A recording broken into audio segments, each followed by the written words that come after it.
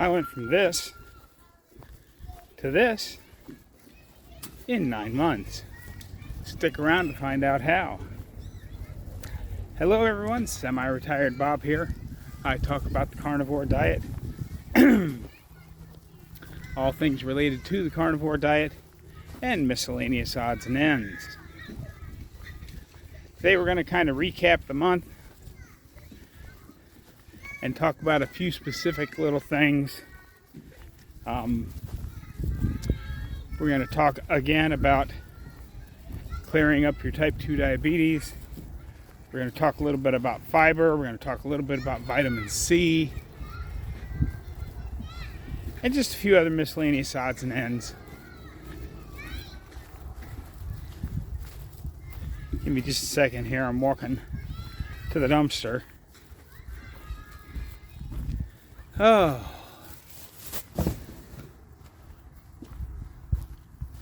But I hope everybody had a good weekend. You're seeing this on Tuesday, which means the sun has been out here in North Carolina again for about a day and a half, because it's sunny now and it's supposed to be sunny again tomorrow. It's supposed to be much warmer tomorrow. You can see I've got my black jacket on because it's only about 60 degrees out. It's supposed to be mid-70s for the rest of the week, and I'm certainly looking forward to that.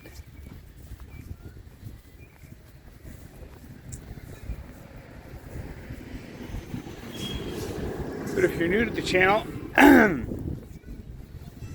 excuse me, if you're new to the channel, I am glad you're here. Thanks for stopping by. You may be wondering, Bob, what in the world am I watching here? Well, you're watching me walk. I try to think up interesting things to say while I walk, but you're basically watching me walk because a little over 9 months ago, I couldn't do this. I could barely stand up for 2 to 2.5 minutes without severe pain. And now, I'm out here walking every day.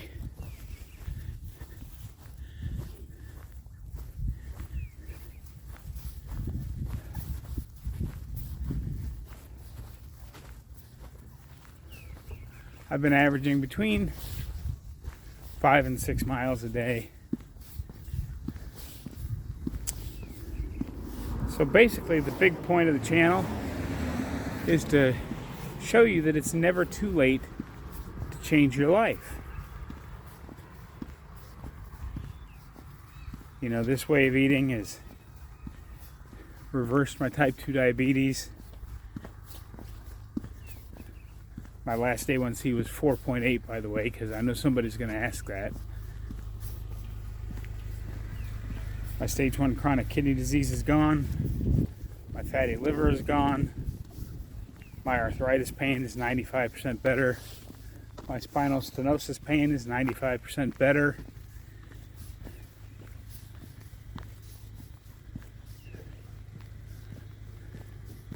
And, you know, as a side note, I've lost about 140 pounds in a little over 9 months now.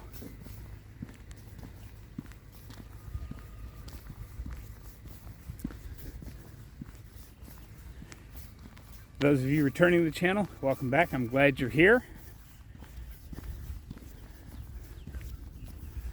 So, let's start off with the vitamin C. That's the big one that everybody always likes to try and attack carnivores with. And I learned something new that I did not know before. You know, we all know that there is some vitamin C in meat, and that if you're not dumping a bunch of carbs down your throat, you don't need as much vitamin C.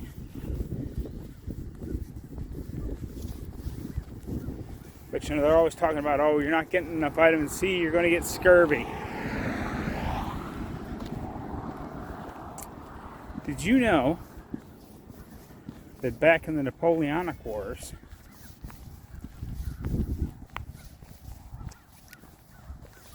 But they had a cure for scurvy.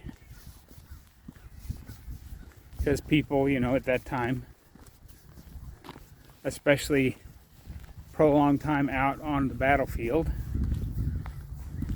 eating soldiers' rations, people would get sick with scurvy.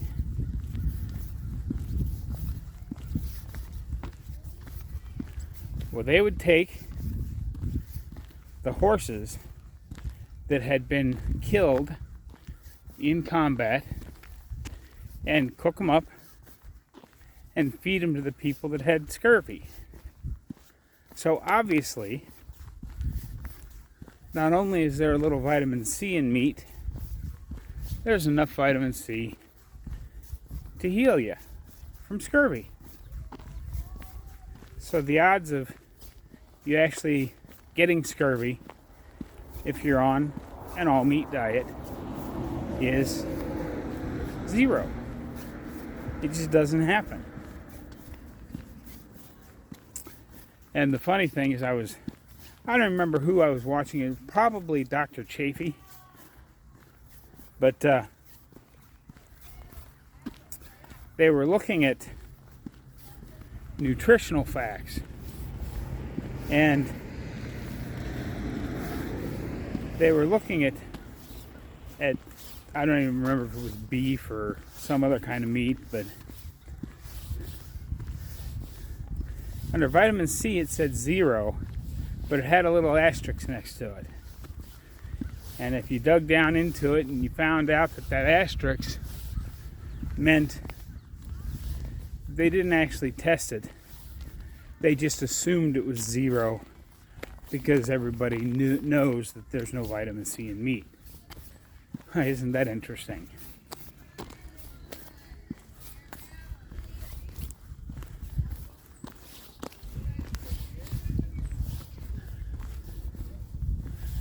Oh, there's a bunch of kids out there out playing in the main yard. So I'm going to change my route.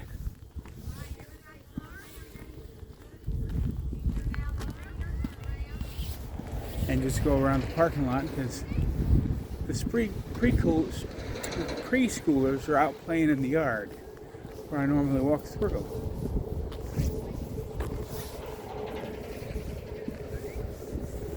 Oh, I'm going to see if I can catch.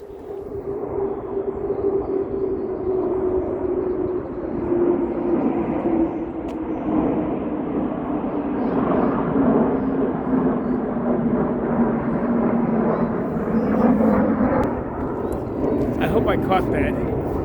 Had 4 jets coming overhead flying in formation. I hope.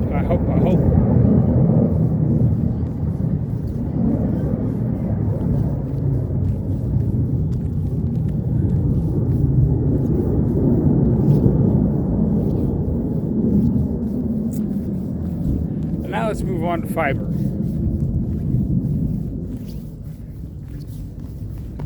I've been watching a lot of Dr. Paul Mason recently, and he has some interesting thoughts on it. Because everybody, always says, well, you got to have fiber in your diet. How else are you going to poo? And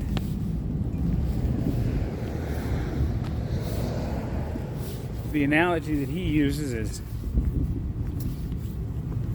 where is the sense in that?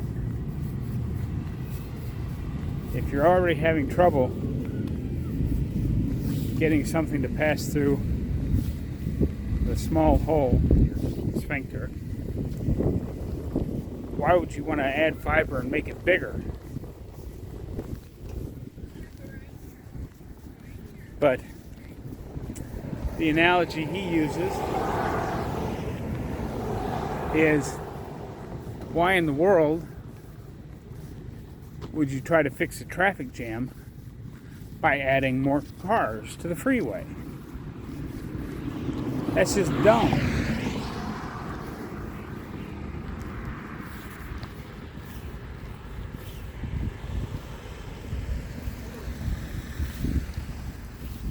So That's really all I want to say about fiber. I haven't had any fiber since I started this way of eating 9.5 months ago. And I can assure you I go just fine.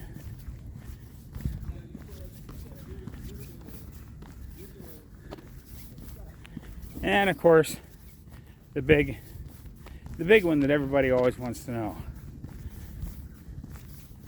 Because I had a commenter questioning,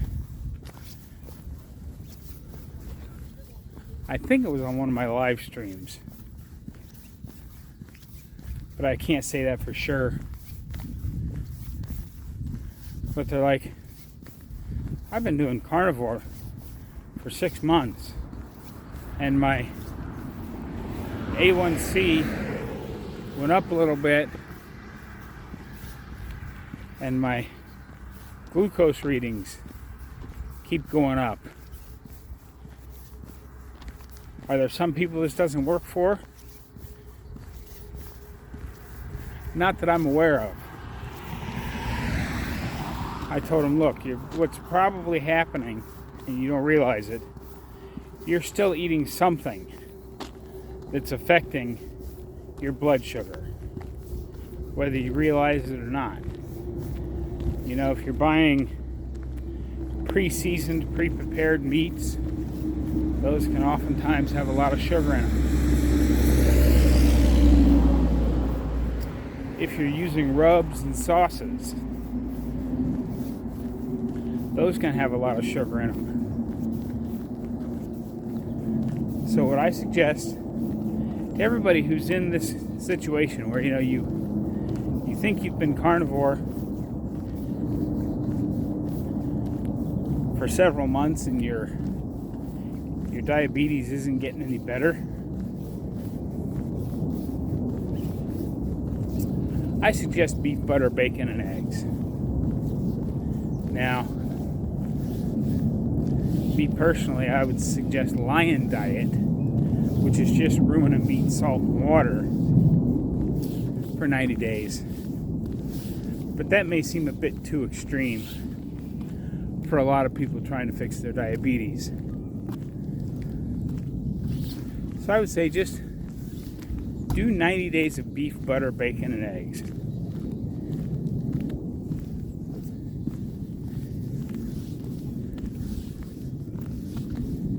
Make sure you're checking what the bacon's cured with.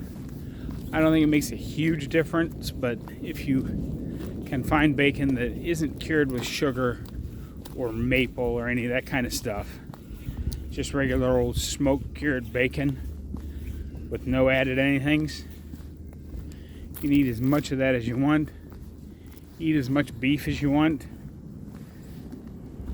Add butter and eggs. Lots and lots of eggs.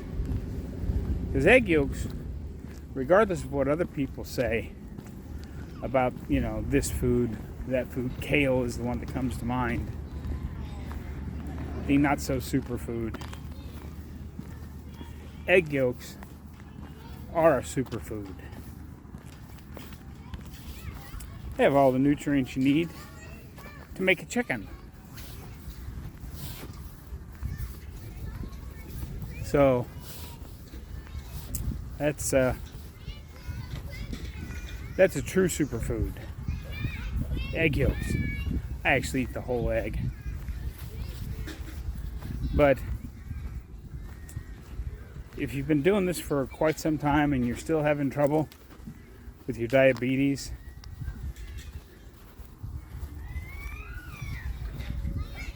especially now, if your numbers have come down, but they aren't down to where you want them yet, just keep doing what you're doing, because you're on the right path. And sometimes it takes some people longer than others. It just does. We're all different. But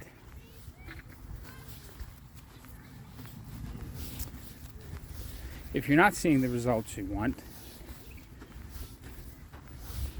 my first guess is that you're still eating something, even though you don't know it.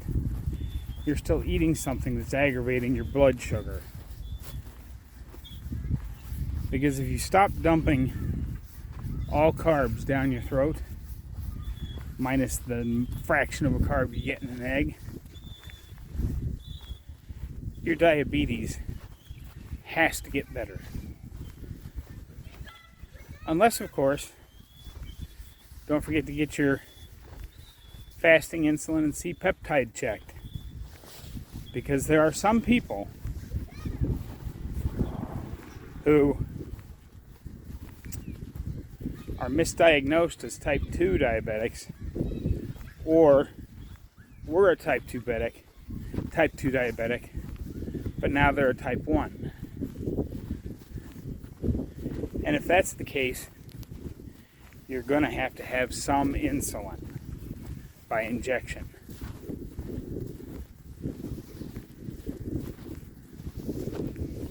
But in most cases, you're gonna reverse your type 2 diabetes by cutting out all the carbs.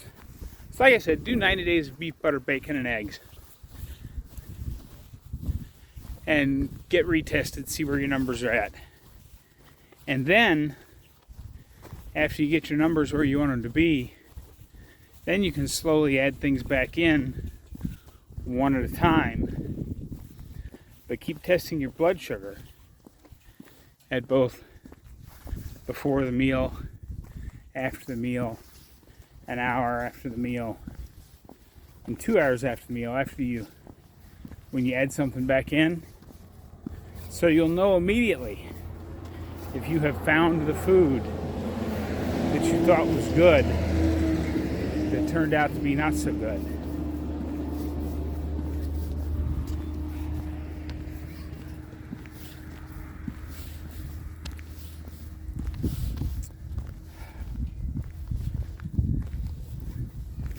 Okay.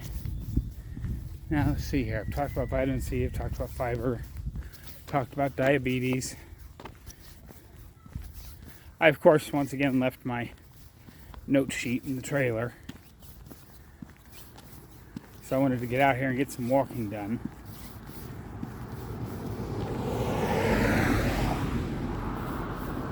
The sun feels really good. It's not super warm out. Like I said, it's only about 60. But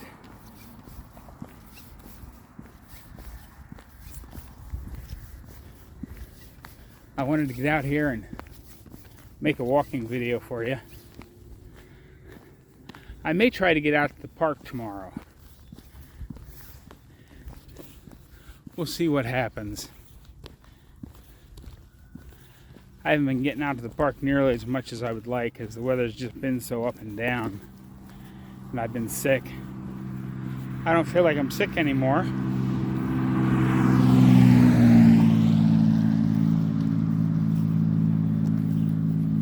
Can somebody explain that to me?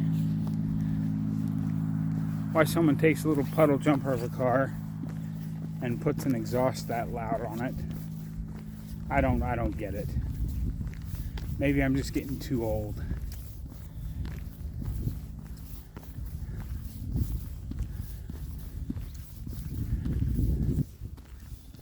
But I got my sardines in the mail. Amazon order. I just can't. Today's the day I normally would get a thing of ground beef out. But I just couldn't do it. So I got a thing of my pork chops out of the freezer, and that's what I'm going to have tonight. Putting off the sardine experiment for another day. I'll probably show you a little bit of that tonight, because it's been a while since I've done any kind of cooking on the channel. I know I did one a few days ago, sort of. But I don't think anybody's seen my buttered. If you've joined in the last month, I don't think you've seen my buttered pork chops. So I'll do a quick little add-on for that at the end of the video. Unless I completely forget or screw up the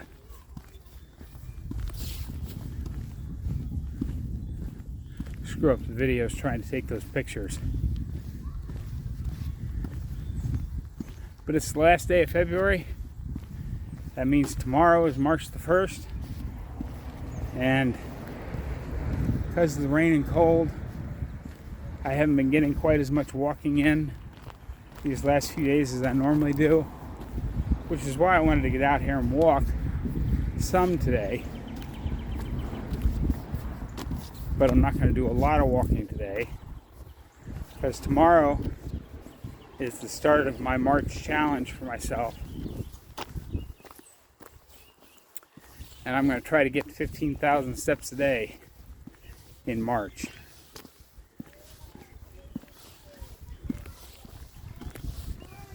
Because remember, one of the most important things I've ever heard, and I'm pretty sure it was Coach Bronson that said this. If it was somebody else, I apologize. But remember that exercise is not a punishment for what you ate. Exercise is a celebration of what the body can do. And as we finish up February, I can tell you the sit-ups and push-ups and squats have been a success. So I'm going to keep working on those. I feel like I have gotten a little stronger this month as far as push-ups and sit-ups go. I don't know that the squats are helping that much because I walk so much anyway. But I do feel like my knees are starting to loosen up just a little bit more by getting more squats in. Now I'm going to slowly try to keep going a little bit deeper on the squats while holding onto a chair to see if I can't get more mobility into my knees, because I still need to work on getting up and down off the floor by myself without having to hold on to anything. I still can't quite do that, but it's better than it was. I think I've covered everything. Stick around. I'll have a little cooking shot at the end of this. I don't know how long it's going to be, but I will do a little cooking thing with my pork chops. If I manage to screw that up and don't have a little add-on at the end of this, don't forget to get out there, be 1% better. Have a great day, everyone. I will see you tomorrow.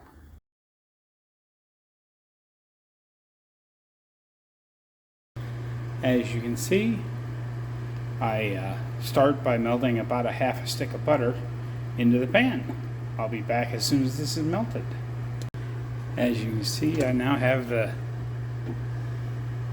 pork in the pan, swimming in a great big old pool of butter.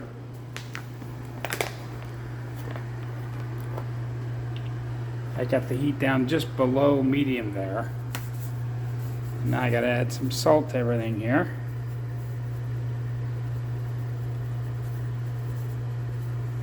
That should get it started. And then because this skillet is big enough that I don't actually have a lid for it, I just take my cutting board and turn it upside down on the pan like that for my lid. I'll see you in a bit.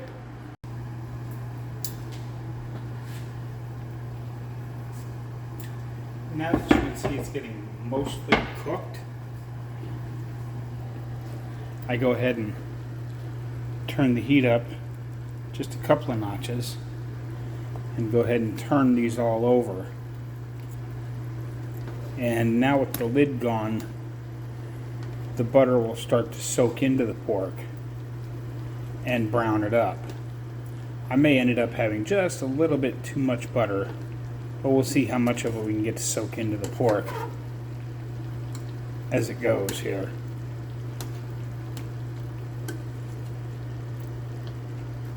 I mean, you could really take that off and eat it now, but I like it browner, and I wanted to soak up some of that butter. As you see, now it's starting to brown up on one side. I'm going to brown the other side. It kind of works just like if you were making brown butter bites. But you can see there's still a little bit of butter left, but most of it's getting soaked up into the pork chops, which adds a lot of good fat. And then after I pull them out of the skillet and set them on my cutting board, I'll take what little bit of butter there is and dump it over the top of them, so I won't waste any of that butter. I hope you enjoyed this little cooking video. Have a great day, everyone. I'll see you tomorrow.